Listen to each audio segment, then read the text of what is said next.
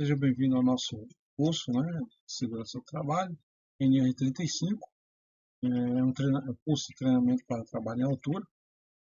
Esse é o módulo 3. No módulo 3 a gente vai ver um assunto específico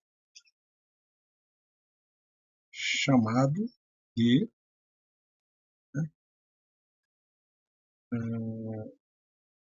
Anexo 2, Sistema de Ancoragem.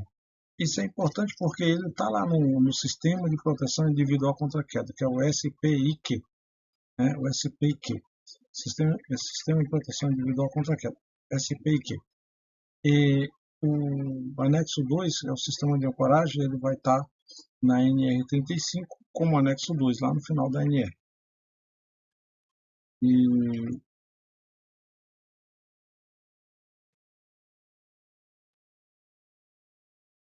Bom, o anexo 2 é o sistema de ancoragem. Tá? A ancoragem ela é fundamental. Campo de aplicação. Né?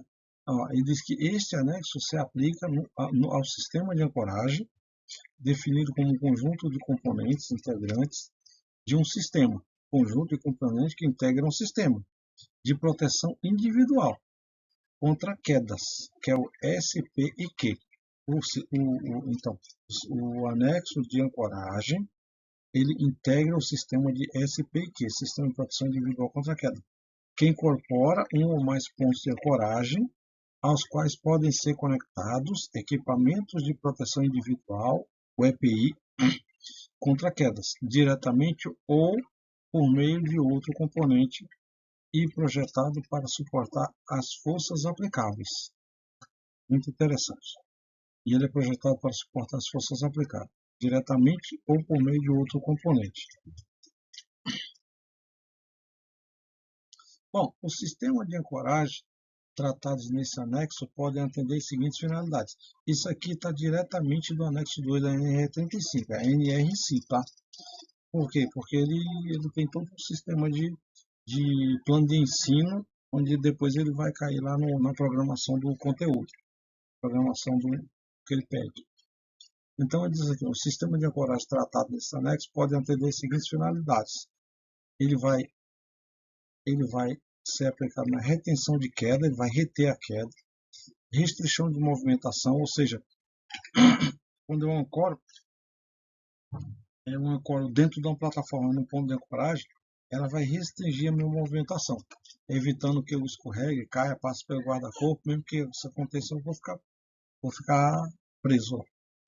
Ela vai fazer posicionamento no trabalho e também o acesso por corda. Então, a linha A, B, C e D, ele vai falar que o sistema de ancoragem, tratado nesse ponto a seguir, a finalidade é reter a queda, restringir a movimentação, posicionar a pessoa no trabalho e acesso por corda. Que a gente já viu esse anexo aí. A disposição deste anexo não se aplica às seguintes situações. Onde que eu não aplico o sistema de ancoragem? Atividades recreacionais, esportivas, de turismo, de aventura, arboricultura, sistema de ancoragem para equipamento de proteção coletiva. Então diz que eu não aplico sistema de ancoragem para equipamento de proteção coletiva. Não é aplicável. Sistema de ancoragem para fixação de equipamento de acesso. Não. Sistema de ancoragem para equipamento de transporte vertical ou horizontal de pessoas ou materiais. Também não é aplicável. Componente do sistema de ancoragem. O sistema de ancoragem pode apresentar seu ponto de ancoragem diretamente na estrutura. Ele pode apresentar seu ponto de ancoragem. Pode estar diretamente na estrutura, na ancoragem estrutural ou no dispositivo de ancoragem. Esse ponto de ancoragem. A estrutura integrante do sistema de ancoragem deve ser capaz de resistir à força máxima aplicada. A ancoragem estrutural e os elementos de fixação devem, a linha A, ser projetada e construída sob a responsabilidade de um profissional legalmente habilitado. Geralmente é um engenheiro, tá? Um engenheiro que se forma em engenheiro do trabalho. Faz 2 anos de segurança do trabalho e se forma em engenheiro do trabalho. Tem o engenheiro civil, o engenheiro mecânico. Tá? Só que geralmente eles estudam cálculo, estudam tudo para poder saber se aquele ponto de ancoragem está feito de forma correta ou não, mas tem uns pontos de ancoragem que já vem padronizados. Já foi feito, a gente já sabe que ele vai suportar até quanto. Atender às normas técnicas nacionais ou nas suas existências internacionais aplicáveis. Os pontos de ancoragem da ancoragem estrutural deve possuir marcação realizada pelo fabricante ou responsável técnico contendo no mínimo a identificação do fabricante, o número de lote de série ou outro meio de rastreabilidade, número máximo de trabalhadores conectados a esse ponto de ancoragem simultaneamente ou força máxima aplicável. Qual é a força máxima que eu posso aplicar naquele ponto que ele não vai se romper, né? Não vai desparafusar, não vai soltar. Os pontos de ancoragem da ancoragem estrutural já instalados que não possuam a marcação prevista nesse item deve ter sua marcação constituída pelo fabricante ou responsável técnico. Ele fala em ponto de ancoragem que é feito, a gente faz na construção civil com ferro, chumbo dentro do concreto, deixa o ponto de ancoragem lá, chama de pé de galinha. O ponto de ancoragem que é feito nas vigas, né?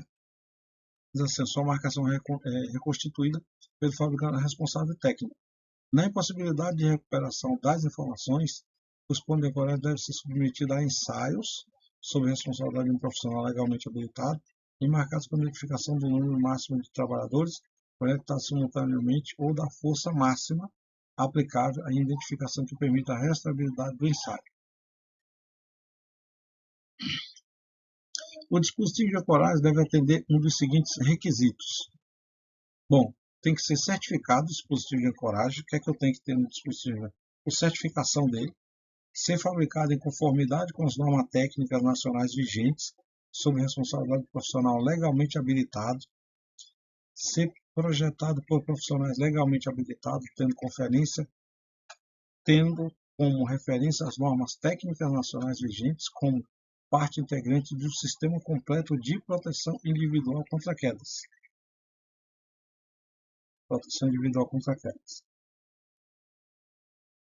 Bom, requisitos do sistema de ancoragem. Os sistemas de ancoragem devem, o que é que eles devem ter? Ele deve ser instalado por trabalhadores capacitados, ser submetido à inspeção inicial e periódica, fazer um teste, né, uma inspeção, ver se está tudo ok.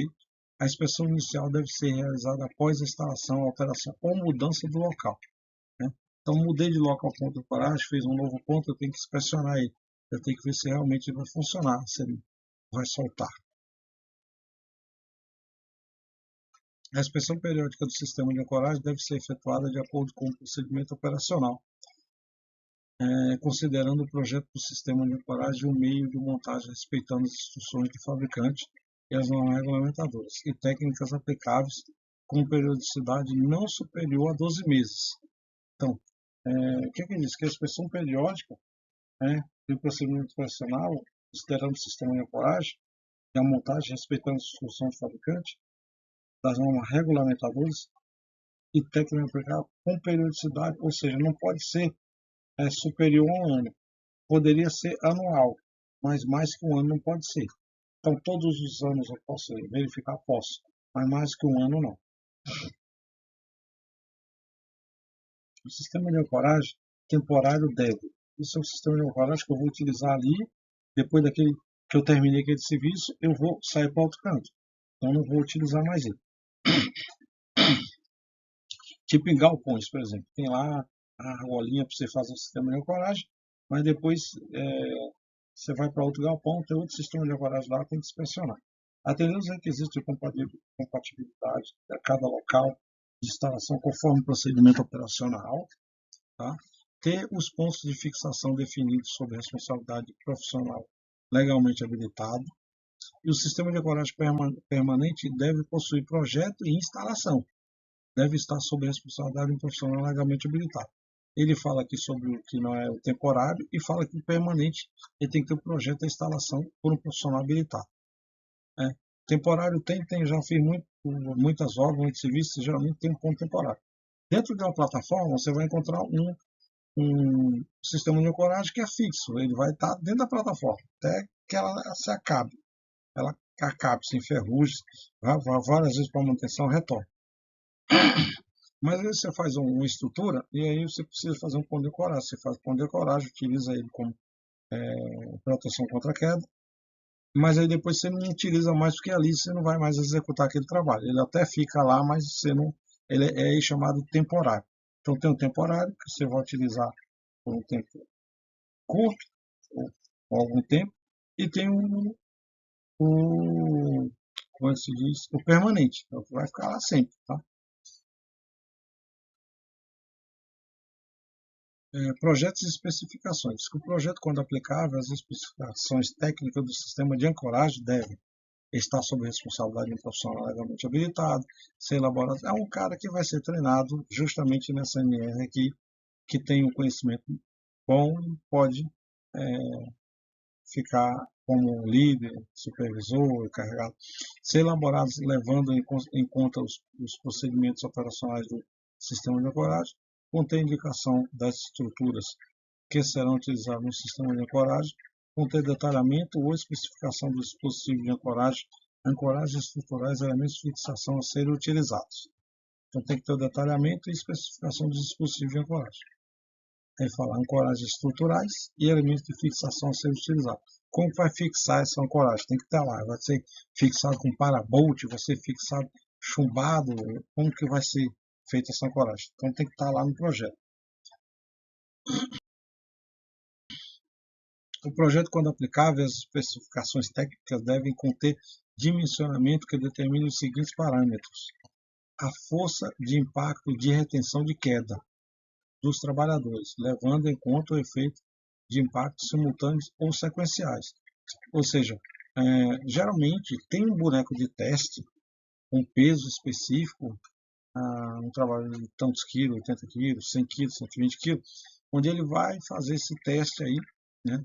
E joga o boneco, solta o boneco e vai ver a força de impacto para ver se vai funcionar ou não. Tá? Geralmente coloca-se um peso muito maior do que o peso que vai suportar ali para poder realmente ter aprovação. Né? Os esforços em cada parte do sistema de ancoragem decorrem da força de impacto. A zona livre de queda necessária. Geralmente a zona livre de queda necessária, quando você está usando o cinto de paraquedista, o talabarte, e você coloca o talabarte no ponto de ancoragem, do ponto de ancoragem até a ponta do pé, que tem um extensor ali que é um anti-impacto lá, ele dá uma absorvida no impacto, ele vai soltar ali. É 4 metros de altura.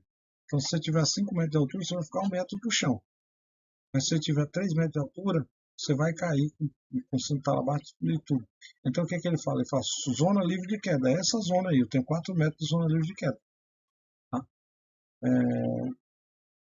Porque tem um sistema lá que vai dar uma absorvida, ele solta uma fita, tipo um bungee jump, e dá uma absorvida no impacto, para minimizar o impacto, né? O choque na pessoa.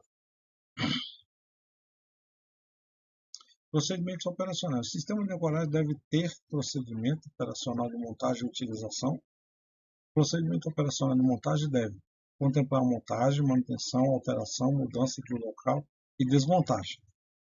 Então, o sistema de ancoragem deve ter procedimento operacional de montagem e utilização. O procedimento operacional de montagem deve contemplar a montagem, manutenção, a montagem, a manutenção, a alteração, se for preciso alterar ele, colocar mais ponto, menos ponto, mudar o ponto de ancoragem, mudança de local e desmontagem. Quando for desmontar ele. Ser elaborado profissional qualificado em segurança do trabalho, considerando os requisitos do projeto, quando aplicáveis as instruções do fabricante. Bom, a gente falou aqui, para finalizar, sobre ancoragem, né? Geralmente os pontos de ancoragem, dependendo da altura do local e do projeto, ele vai ter a linha de vida horizontal, vertical ou transversal. As linhas de vida vão ficar nesse ponto de ancoragem, né? Para você poder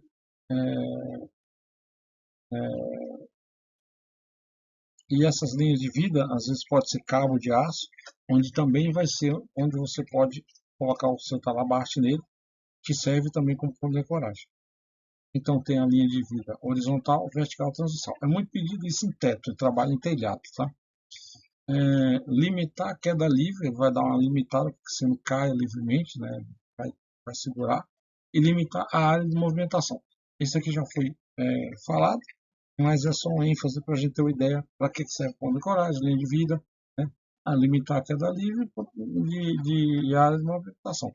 Bom, quando se falar em linha de vida, a gente tem a horizontal, na linha do horizonte, no nível do mar, que é aquela reta deitada, a vertical, que tem nas escadas de marinheiro, né, que tem hoje, já estão sendo implementadas nas escadas de marinheiro, aqui é um cabinho de aço lá que faz a linha, ou transversal, dependendo do local que você tiver que acessar. De repente você tem que subir uma rampa para chegar na cumieira de alguma coisa, ou no morro, né, ou em cima do teto, ou alguma coisa assim, ela pode estar na transversal, ok? Geralmente essas linhas de vida são cabos de aço, tá? São cabos de aço para poder segurar o peso das pessoas, tá? Eu vi uma reportagem lá no Peru uma vez e esses cabos de aço aí, eles subiam, né,